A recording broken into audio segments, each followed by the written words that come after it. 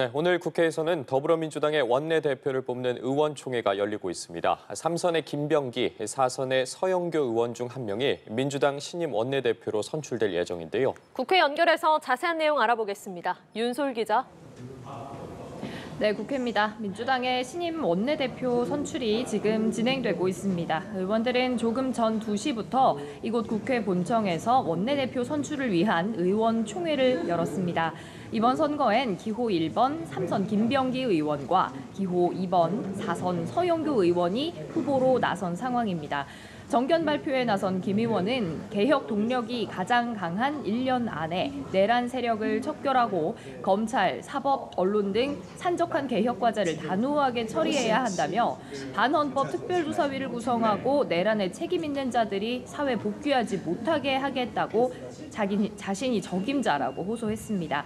이어 단상에 선 서 의원은 대통령이 하는 일을 뒷받침하면서 여야 협력을 이끌어가고 국민의 뜻을 받들어 경청하고 전달하는 일을 해야 한다며 국민의 뜻인 내란 종식에 힘쓰고 확실하게 검찰과 사법부 개혁을 완수하겠다고 강조했습니다. 지금은 의원들 투표가 진행되고 있고요. 잠시 뒤인 오후 3시 50분쯤 최종 당선자가 발표될 예정입니다.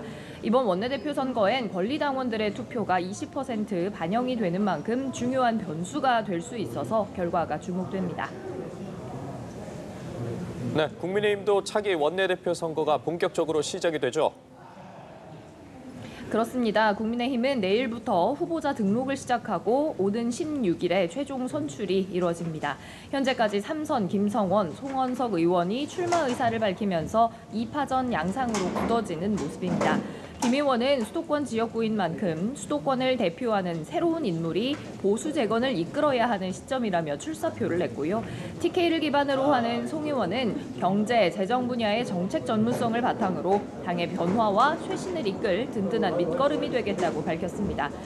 지역과 계파가 다른 두 후보 간 대결로 이번 원내대표 선거가 치러지게 되면 향후 당권의 지형을 미리 가늠해보는 시험대가 될 거란 해석도 나오는데요. 일단 대선 패배 여파와 당내 갈등의 골을 수습해야 하는 과제가 중요한 만큼 두 의원은 나란히 계파를 대리하지 않는다고 강조하고 있습니다.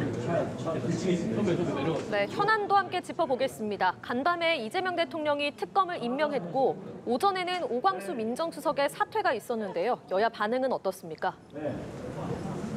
네, 여야 반응 극명하게 엇갈립니다. 민주당 김병주 최고위원이 대통령의 특검 임명을 놓고 환영의 뜻을 먼저 밝혔는데요. 직접 들어보시죠. 특검 후보자를 추천한 당일인 어젯밤 곧바로 특검을 지명하면서 이른바 3대 특검 가동에도 속도가 붙고 있습니다. 이번 특검 지명이 국민의 기대에 부응하고 진실을 밝히는 데 큰 역할을 할 것이라고 확신합니다.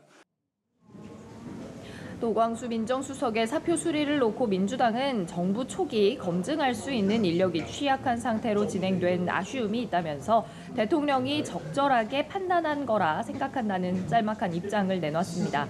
반면 국민의힘은 정부 비판 수위를 점차 높이는 모양새입니다.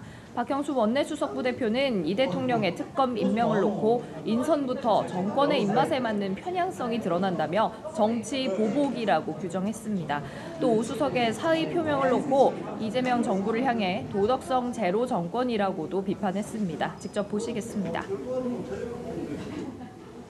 대통령은 음주운전 등 전과사범, 비서실장은 무면허 운전, 민정수석은 차명재산, 이재명 정권은 이미 그 시작부터 도덕성이 땅에 떨어진 정권입니다. 국민의힘은 제1야당으로서 인사청문회를 통해 날카로운 인사검증을 진행하겠습니다.